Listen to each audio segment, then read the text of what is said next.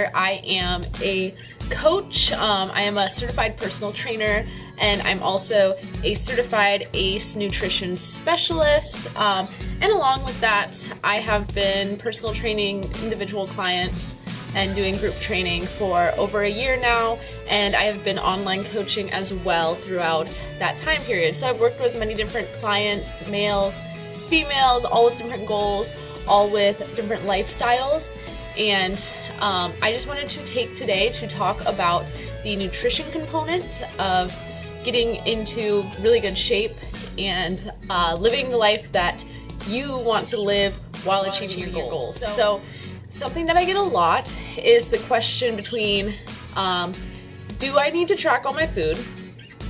And secondly, can I get a meal plan? So those are two super common questions that I get from people very frequently. And so I would just want to go through the pros and cons of each of them and give you guys an idea of where I stand on it, and also help you make a decision that's best for your lifestyle.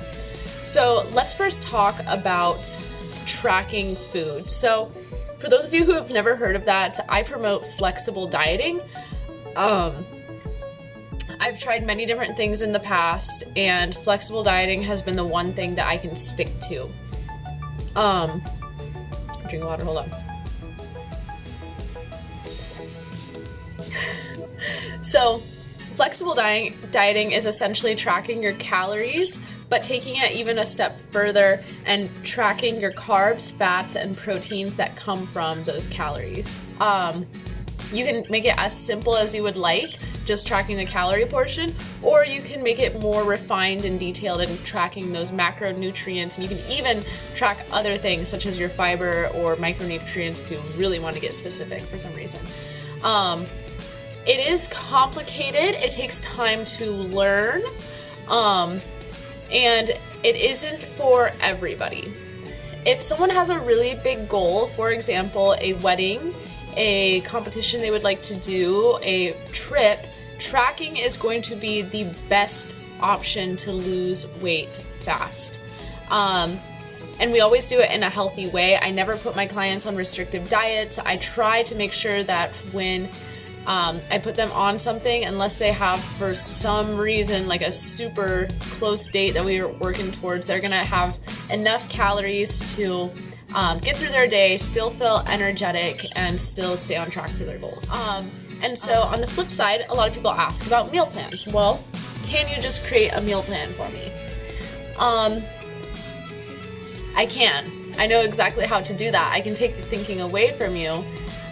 But the problem with meal plans is that it doesn't teach you sustainable changes in order to reach your goals, and it doesn't teach you how to really take ownership of your lifestyle because you rely on a meal plan to tell you what to eat to get to your goals. So that's where flexible dieting is a lot more empowering, and a meal plan kind of lacks that because you're essentially taking all power away from you, and you're just told what to do. So that can be good for short-term things, like a lot of 6-week challenges and things like that. A meal plan that's very strict, gives you an idea of what to eat and how much, can be super useful because you know for 6 weeks you can probably stick to it. Now, a lot of people don't stick to those types of things after challenges like that because they can be so restrictive. But again, they can be super useful for a short-term goal when you need to do something in a short amount of time and stay really focused. Along with that, meal plans can kind of, because they don't teach you how to have a healthy, balanced lifestyle in the way that flexible dieting can do that, what tends to happen is we come off these meal plans and we go into a binge, or we just overeat on the foods that we've been missing out on. And then what happens after that is you may gain some or even all or more of the weight back that you worked really hard to along lose. With that, do you have to do either of them? Absolutely not. It's not necessary to do either of them. A lot of people can just get by with watching portion sizes and eating more vegetables and fruits and eating more protein. So swapping out some of our sweeter treats or our more carb heavy, I'm gonna call it, foods for something a little bit more healthy. So For example, I'll pick on myself.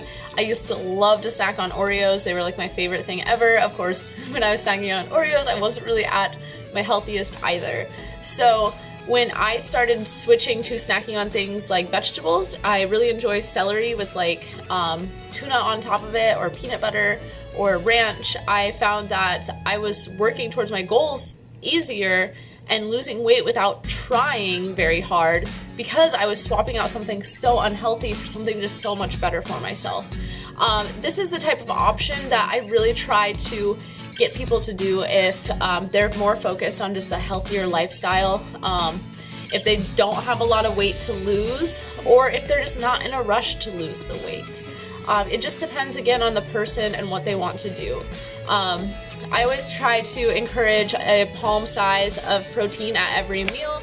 Half your plate should be vegetables, if not at least a third.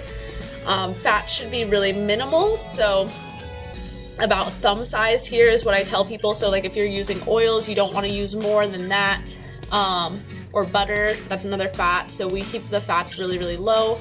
And just overall, having that protein at each meal, eating more vegetables, and replacing those snacks with things that benefit your body. So that is my little nutrition tidbit for you guys. Ask me questions, let me know if you need any help, or I can go into more depth or detail about these things.